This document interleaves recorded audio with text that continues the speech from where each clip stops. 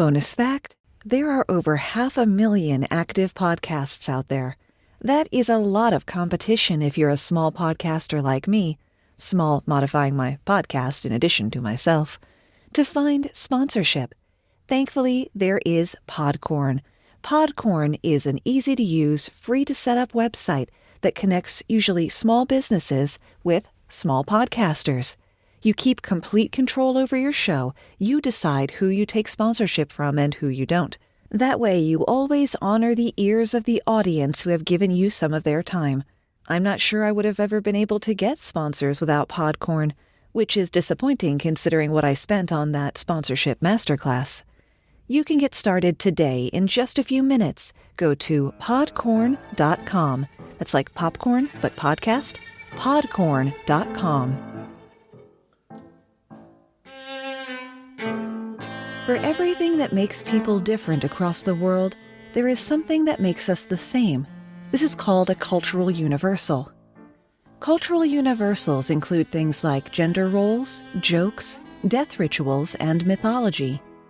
It's in that last cultural universal where we make our home today. We're talking about a particular type of being that crops up everywhere, the shapeshifter. My name's Moxie, and this is your Brain on Facts. The most common example in Europe and later America is the werewolf, a cursed man who turns into a bloodthirsty beast under the full moon. The word werewolf comes from the Old English, were for man and wolf for wolf.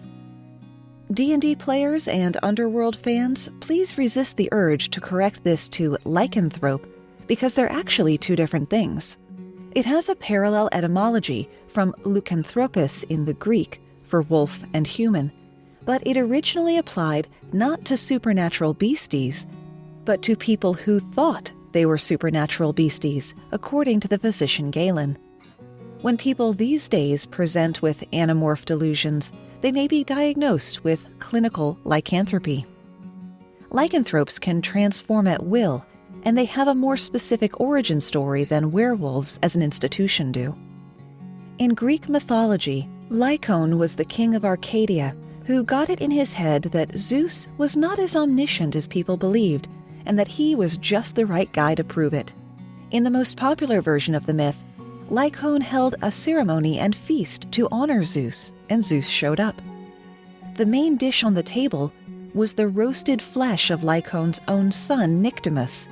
The scheme being that Zeus would eat Nyctimus, thinking it was pork, thus proving he wasn't all-knowing.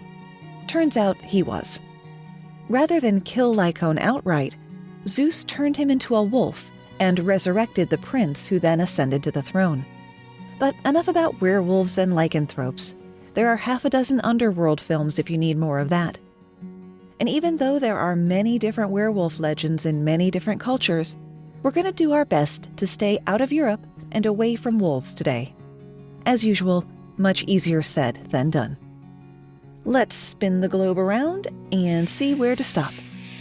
And stop. Ooh, Brazil, the home of the Boto Encantado, the dolphin shapeshifter of Amazon River folklore. During the day, the Boto Encantado cavorts in the Amazon, living its best pink dolphin life. If you've never seen pictures of a pink river dolphin, there's a link in the show notes. They're sort of Mother Nature meets Lisa Frank. At night, though, the Boto transforms into a handsome young man who seduces girls, gets them pregnant, and then pops back to his river come morning. You will see this pattern of behavior repeatedly today. The Boto Encantado loves a party. They can't resist inviting themselves. So if you're having a get-together in the Amazon River Basin, keep a close eye on your single girlfriends, because it's really hard to serve a dolphin with a paternity suit. You should be okay if your party is indoors, though. Boto Encantados may look human, but they have a distinct tell. They retain their blowholes on the back of their heads, and will always wear a hat to hide it. Asking that handsome stranger to take his hat off inside may be the only way to reveal the Boto Encantado. They were renowned for being charming, to the point that partygoers will beg them to stay even as morning encroaches and the Boto Encantado needs to get back to the water. And they aren't one-trick dolphins either. They have the power to control storms and can transform humans into encantados themselves, or afflict them with disease or insanity. Most people who live near the Amazon won't go near it between dusk and dawn, or won't go in the water alone during the daytime, because encantados are fond of abducting humans they fall in love with, the children born of their dalliances, or just anybody near the river who looks like they'd be good company. Kidnapping is a common theme in folklore in general and among shapeshifters in particular, but sometimes it's the shapeshifter that gets kidnapped. In the waters around the Orkney Islands off the northeast coast of Scotland, seals are a regular sight. Their meat, blubber, and hides have been important resources for the Orcadians for centuries. But you must be careful which one you hunt, because you never know who is a seal and who is a selkie. Selkies have the power to turn into humans, and beautiful ones at that, who like to dance under the moon or just bask in the sun. There's no consensus among storytellers as to why, how, or when selkies transform. Maybe it's Midsummer's Eve, maybe every 9th night. What is commonly told is that the selkie doesn't just change from one shape to another like Mystique or Odo. They take off their skins, and the skins are the thing. Selkies need them to be able to return to their natural seal form. If their skin is lost, or more likely stolen, the selkie is doomed to remain in the human form until the skin can be recovered. With a liability like that, selkies try to steer clear of humans, most of the time. A selkie man in human form is a handsome creature, with an almost magically seductive sway over mortal women, and they're not shy about using it. They'll take off their skins, tuck them away somewhere secret, and head inland to seek out, quote, unsatisfied women. Human women can slip into the selkie's DMs too, but she must go to the sea at high tide and shed 7 tears into the water, and the selkie will come. Should a young woman of a seaside village go missing while out on the water, people will say that her selkie lover had come to collect her. Selkie men don't have the market cornered on interspecies romance, though. Selkie women are said to be irresistible. That's probably why there are so many stories that follow the same format. A young man sees a beautiful selkie in her human form, and either by trickery or theft gets a hold of her sealskin. Trapped on land, unable to return home, the selkie has no choice but to marry the man. Remember, this is mythology wherein, like fairy stories, very little agency for female characters. After some years and some children, someone accidentally tips off the selkie on where her skin is, and she's finally able to free herself. In some versions, she takes her children with her. In others, she runs back to the sea as fast as she can. That's the version of the story used in the movie The Secret of Roan Inish, which you must see if you haven't. It is a near-perfect movie if you like listening to storytellers. You get so invested in the story that the character is telling that when it goes back to the main plot, you're like, oh yeah, the movie. A similar fate befalls the Italian Dove Girl, the Croatian She-Wolf, the Buffalo Maidens in Algeria. In East Asia, the shirts and skin stories tend to involve birds, like the Russian Swan Maiden and the Japanese Crane Wife, wherein a man marries a woman who is in fact a crane disguised as a human. To make money for the family, the crane woman plucks her own feathers to weave silk brocade which the man sells, but she becomes increasingly ill from doing it. When the man discovers the truth of his wife's illness and therefore her identity, she flees. She is a tengu, a shapeshifter ubiquitous to Japanese folklore, that are seen as protectors of the mountains and forests they live in. Just as with the selkies, there are different versions of the story where a young man finds the Swan Maiden's magical robe of feathers, and she's stuck marrying him, and later one of their children accidentally reveals what's happened. For the young men listening, this is not good relationship advice. Don't steal women's clothing to get their attention, magical or otherwise. Speaking of storytelling, you know I've got a book out, right? Of course you do, because a lot of great folks have been leaving reviews for it, but I haven't been seeing all of them, and I wish to extend a special thanks to the listener who tipped me off to this. Anna K. let me know that I was missing reviews that had been left in other parts of the world, so I changed the domain suffix on Amazon so I could check it out, and here is one from the UK from Dale Taylor, who said, "First off, I'm a big fan of the Your Brain on Facts podcast. Give it a listen if you haven't already. Moxie is a mine of information, some of which you didn't know, and some that you thought you knew but didn't. Everything is always diligently researched and presented in an intelligent, fun way, with a good bit of humor mixed in. The book follows the same path, and it's a fascinating read and packed with so much stuff that it will stand being reread, or alternatively, you can just dip into whatever section interests you. I cannot recommend it highly enough." So thank you, Dale, for that review, and thank you again, Anna, for bringing this to my attention. Over on the podcast review side of things, we've got 2 from Podchaser, which remembers like the IMDb of podcasts, and a good place to leave reviews if your podcast listening app doesn't have that function, or like me, they added it and you can't be bothered to check it out. The Wise and Learned Weather Girls S says, "This podcast is guaranteed to interest you. Such a wide variety of topics delivered in a voice that is like melted butter. Moxie's pop culture references make even what could be mundane more fun. After listening once, you will definitely find yourself wanting more. I always add episodes of this podcast to my queue. The best boredom breaker out there." Thank you so much for that, Weather Girl S. And T-Rex Scott says, "Moxie is such an amazing host who beautifully explains all kinds of facts that you had no idea that you needed to know. This podcast is well produced with great content. This is the only podcast I support on Patreon." And I thank you doubly for that, T-Rex Scott. And of course, if you wanted to support the show financially, you can go to patreon.com/yourbrainonfacts. Or if you prefer a one-time donation, there is a PayPal button on the website. But of course, the single best way to support your favorite podcast is to tell people about it, whether that is one-on-one or sharing something that we post on social media. You can find us on Facebook and Instagram at Your Brain on Facts and Twitter at Brain on Facts Pod. And on the topic of being social, don't forget we have a subreddit and a Facebook group, both of which you can reach through yourbrainonfacts.com/social and are a great place to share cool things you find on the internet. And if you were listening to the story about the selkie and thinking, man, I could do with some new skin myself, maybe a YBOF t-shirt is right up your alley.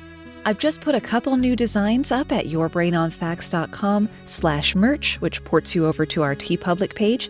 And some of the designs actually turned out the way I envisioned them in my head. Will wonders never cease?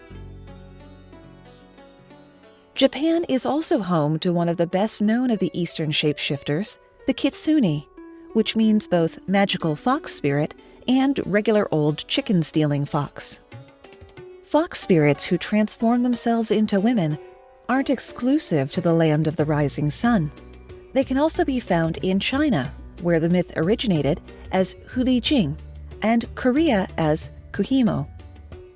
Traditionally, fox spirits are tricksters who shapeshift into beautiful women to seduce men, sometimes to drain their life energy to become immortal, sometimes just for the lulz. A man might find himself falling in love at first sight with a gorgeous stranger, abandon his family to be with her, only to discover she's a kitsune. The fact that they retain their fox tail when in human form is usually what gives them away. And when he returns home, it hasn't been a few days or weeks, but many, many years.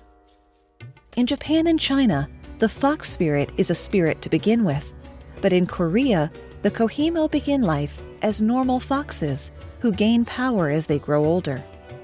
They also gain tails, one for every 100 years that they live, which is no mean feat considering a red fox is lucky to make it to 5 years old.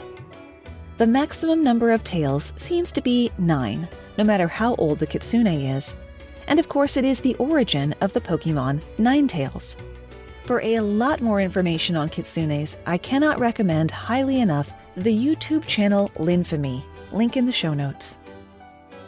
Many selkie and kitsune stories see the mythical beast have children with a human, but the children don't seem to be special in any way besides that. Luckily, Hawaiian legend ties up that loose end. A beautiful young woman named Kali would bathe in the sea under the light of the moon. One night, she caught the eye of Kemohoali'i, the king of all sharks. He was so enamored of her that he transformed himself into a human and searched the valleys of the Big Island for her. They fell in love, got married, and lived happily until Kali became pregnant. Before the baby was to be born, the Shark King knew he had to return to the sea. I am sure the timing was just a coincidence. And he ordered Kali to give birth alone and to never allow the baby to eat the flesh of any animal. The baby, Nanayui, was born as beautiful as his mother, except for a gaping hole on his back, like the mouth of a fish. Kali kept her word not to let Nanayui eat meat, but eventually he grew to the age where he would eat with the men rather than the women, and of course the men gave him meat. This triggered in Nanayui a ravenous hunger, and the fish mouth on his back grew razor-sharp teeth. His first taste of meat also awoke in him the ability to change shape, and his mother watched in sad horror as he turned into a shark and swam around in the stream, eating everything in sight. It wasn't long before Nanayui was grown and swimming in the ocean, and people started to go missing. One day, the villagers discovered the great mouth on Nanayui's back and put two and two together. They went after Nanayui, but he changed into a shark and swam to the island of Maui. There, he took the form of a man and got married, but he couldn't suppress his lust for human flesh. He must have been in a real state, because when his resolve finally broke, he changed shape and ate a girl in full view of several people. They tried to spear Nanayui from their canoes, but he swam away to Molokai. Act 3 of the story is basically Act 2 all over again, except this time the people on Molokai were able to catch Shark Nanayui in their nets and kill him. Thus died Nanayui, son of Kamohoali'i, king of the sharks. On the mainland, there stalks a creature so fearful that people don't like to speak of it. They like it even less when outsiders do it, because we tend to twist their belief system into cheap movie monsters. The Navajo call them Yi Nalushi. With it, he goes on all fours. We call them skinwalkers. In the Navajo culture, a skinwalker is a type of harmful witch who has the ability to turn into, possess, or disguise themselves as an animal. The Navajo believe there are places where the powers of both good and evil are present, and that those powers can be harnessed for either. Medicine men use these powers to heal, while others seek to use the power for harm, often using human corpses in their magic. Becoming a skinwalker comes at a high price. They must kill a close family member, usually a sibling. Typically male, these witches walk amongst the unsuspecting tribe during the day and secretly transform under the cover of night. Most often, they are seen in the form of coyotes, wolves, cougars, bears, and foxes, but can take the shape of any animal. They then wear the skins of the animal they transform into, hence the name skinwalker. Sometimes they also wore the animal's skull or antlers on top of their head, which brought them even more power. They choose what animal they turn into, depending on the abilities they need, such as speed, stealth, or just teeth and claws. Because of this, the Navajo consider it taboo for its members to wear the pelt of any predatory animal. You can tell if an animal is a skinwalker on all fours by looking into their eyes, which will still look human, but you do so at your own peril. Locking eyes with a skinwalker can let them take possession of your body. They can bring illness and death, control over animals, and even reanimate the dead. The skinwalker kills out of greed, anger, envy, or spite. It also robs graves for personal wealth and to collect much-needed ingredients for black magic. These witches live on the unexpired lives of their victims, and they must continually kill to replenish themselves. Those who have talked of their encounters with these evil beings describe a number of ways to know a skinwalker is near. They might make noises around houses, like tapping on windows or banging on walls. People still report seeing skinwalkers in modern times, often on the roads, trying to make them crash their cars. In another example of a cultural universal, skinwalkers and other witches are blamed for hardship and misfortune. This was most apparent with the Navajo witch Purge of 1878, which rose out of a real tragedy.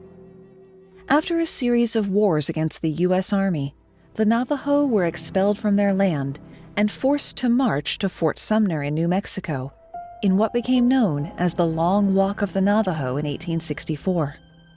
There, the people suffered bad water, failed crops, illness, and death, reducing their numbers dramatically. Many of the tribe's members were said to have turned to shapeshifting and black magic to escape the terrible conditions. And can you blame them? The rest of the tribe were convinced that their gods had deserted them. After about 4 years, the government admitted it had made a mistake, a surprising change, and the Navajo were allowed to return to their homeland. Back home, the conditions improved, but they believed the skinwalkers were still among them, and the accusations and hunting began.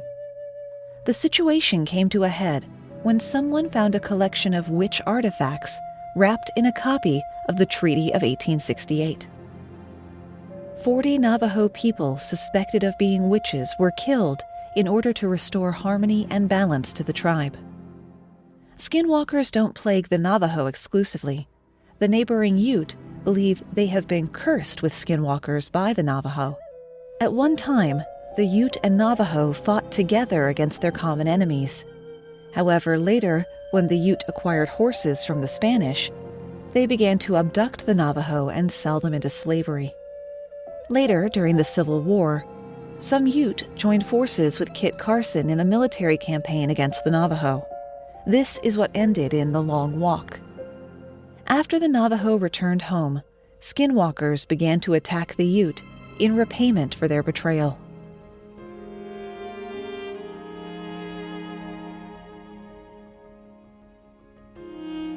I know I said we would stay out of Europe as much as possible, but a little bit of Europe has come to us. Welcome Ben and Barry from The Worst Foot Forward to tell us about a shapeshifter I find particularly interesting.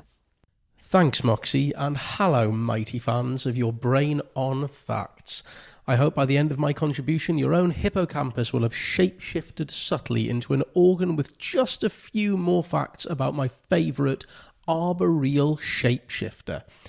Now, when I think of shapeshifters, I tend to imagine Odo from Star Trek, werewolves, or that kid at school who could seamlessly hang out with any social group but you never saw in any class. Or my high school was haunted. So, I wanted to go off-piste and introduce you to a lesser-spotted shapeshifter. I headed to Slavic mythology, a dependably bizarre and otherworldly pantheon which I can best describe as like Norse mythology if it had been filtered through Nick Cave's brain. Amongst the Slavic gods is a deity called Leshy, literally, he from the forest. The Leshy is sometimes referred to as a tree spirit, and on other occasions a demon god, and some folklore even suggests that his origins may come from humanity itself. At his heart, Leshy is a protector of the forest, the grassland, and all the creatures within it, while commonly adopting a masculine humanoid shape, because even shapeshifters are bound by the patriarchy. Leshy is able to assume any likeness and can change in size and height, making him the only overtly telescopic deity. There is no account if when he does so he bellows, "Go, go, Leshy legs!" Now, in some tales, he's as tall as a mountain when he's in the forest, but shrinks to the size of a blade of grass when he steps outside it. In others, he's very tall when far away, but reduces to the size of a mushroom when he's nearby. Proof that chroniclers of Slavic mythology are amazed, delighted, and bewildered by the notion of perspective. His default setting is that of an extremely wizened old man, covered from head to foot with long, tangled green hair. He has stars for eyes, and as he walks, he causes the wind to blow. His skin is as rough as the bark of a tree, and because his blood is blue, his skin is tinged with that colour. And this is quite creepy, friends. His eyebrows, eyelashes, and right ear are all missing, and he wears his shoes on the wrong feet and doesn't cast a shadow. He's seldom seen, and that wouldn't surprise you for a beast that seems like a cross between an Ent and Bigfoot, but he's often heard whistling, laughing, and singing among trees or marshes, which I think we can all agree is both delightful and sinister at the same time, perfectly summing up the atmosphere of forests. They're smashing for a Sunday afternoon stroll, but if you end up in them after dark, a bear is going to disembowel you and wear you as a new waistcoat. Now, as protector of the forests and marshes, Leshy is sometimes portrayed with horns or surrounded by packs of wolves and bears, and you'll be unsurprised to know that, like many mythological creatures, he has quite the opaque moral code. He's known by some to have a propensity for leading travellers astray and abducting children, but his disposition towards humans is more dependent on the attitudes and behaviours of an individual or indeed the local population to a forest. If you're kind to the Leshy, then Leshy will give you gifts. In folk tales, cattle are tended for poor peasants, and princes are guided on their quests to find the correct princess. But Leshy is prone to abducting babies who've not been baptised, or children who enter the forest to pick berries or fish. My favourite thing about him, though, is that he has been known to drop into a wayside tavern for a visit, drink a bucket of vodka, and then lead his pack of wolves staggering back into the forest. Now, should you find yourself in a forest in Eastern Europe and be worried that you have displeased a Leshy, here's what you need to do. You need to make them laugh. Apparently, the best way to do that is to take off all your clothes, put them on backwards, and switch your shoes to the wrong feet. I suppose when you're a wolf hammered on cheap vodka, sub-vaudevillian slapstick is about your level. At its heart, Leshy is a shapeshifter relating not just to the size of nature, but also its rhythms.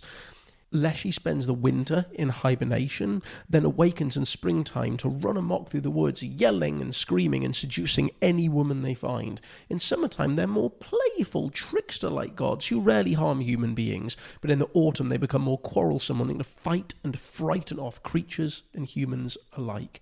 At the end of the year, when the leaves drop off the trees, Leshy disappear back into hibernation. I think they're a marvellous interpretation of the natural world. Part satire, part Father Time, part Will-o'-the-Wisp, part drunken hobo king, and all quite mesmerising. If you enjoyed listening to me fall down a Leshy rabbit hole, you might like to tune into my podcast, Worst Foot Forward, an encyclopedia of heroic failure. Along with my co-host Barry, each week we uncover the world's worst something. From pirate to astronaut, pro wrestler to mythological creature, we find the best of the worst in everything. We're available on Spotify, iTunes, and all your podcast places. Back to what I hope is Moxie and not a shapeshifter sidling into her podcast empire to take it over. Thanks for listening, guys. Thanks, guys.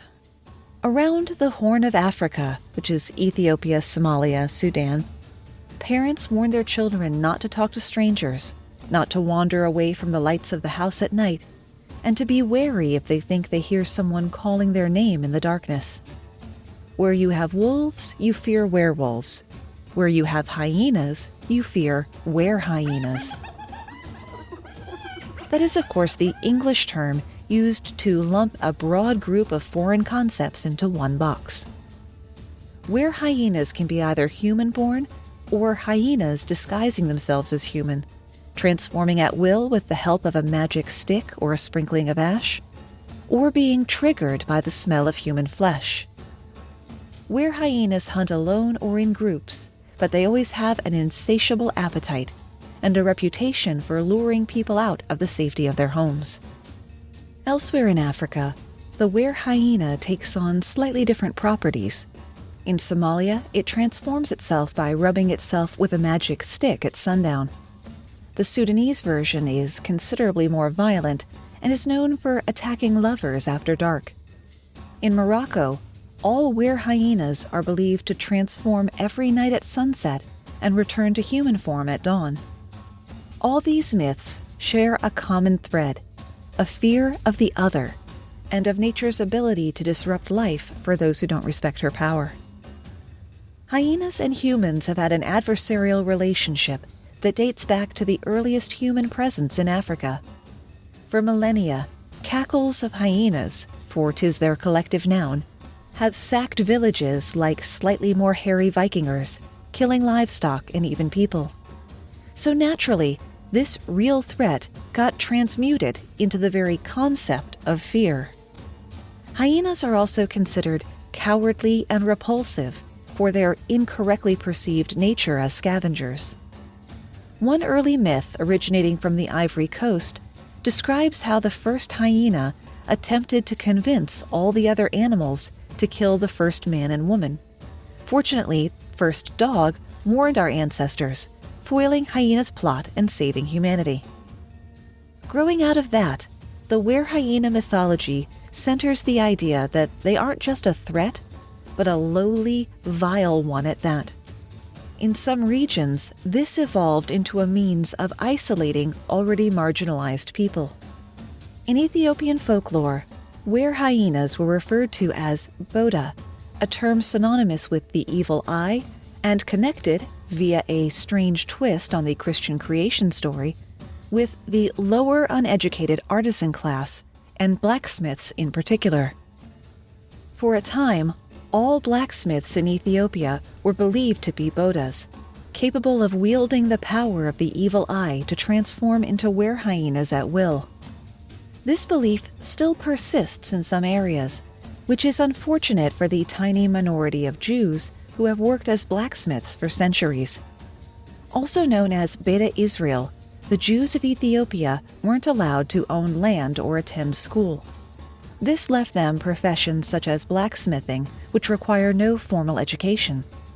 Don Seaman, a scholar of religion at Emory University, believes that labeling the Jewish population of Ethiopia as Boda was a form of ideological segregation, largely by drawing associations between Boda and craft, creating a seamless mythic association, and inhibiting the social mobility that might have been possible in previous eras. Further dehumanizing them, legend had it that Jewish shapeshifters would rob tombs at night in hyena form to eat the dead bodies, and you could still smell a whiff of corpse about them when they changed back. Werehyenas' ties to the Jews of Ethiopia has greatly reduced with time, but not because of any particular enlightenment, but largely because most Ethiopian Jews were either forced to convert to Christianity or emigrated to Israel in the 1980s. And that's where we run out of ideas, at least for today. This is normally where I would wrap up whatever I teased the show with at the opening, but instead I have a favor to ask. I am gearing up for episode 150, that thing that I applied for the Guinness World Record for most guest segments on a single podcast episode. Still waiting to hear back on that. But I'd like to ask you to ask your other favorite podcasters to be part of our 150th episode. So you can tag them and me on a social media post or write into them and tell them to email me, moxie@yourbrainonfacts.com, so we can set it up so we can make episode 150, whether it's a world record or not, one to be remembered. Thanks for spending part of your day with me, and stay safe. I want to tell you about another great podcast, Is This Entertainment? Not only are they sponsoring Your Brain on Facts this week, they also invited me to be on their show. We are going to talk about a favorite underrated movie of mine, no, surprisingly not Ravenous this time, the movie Priest, starring Paul Bettany and Carl Urban. Jacob and Ben over at Is This Entertainment talk about the music, movies, and TV shows we all know and love, and maybe some you don't know you love. They just finished recapping the last season of The Mandalorian, which my household has finally started watching, and they're going through WandaVision because we're all watching WandaVision. So look up Is This Entertainment on your podcast player or go to isthisentertainment.com. And if you're a more visual sort of person, we're also going to be on YouTube. Is This Entertainment Podcast.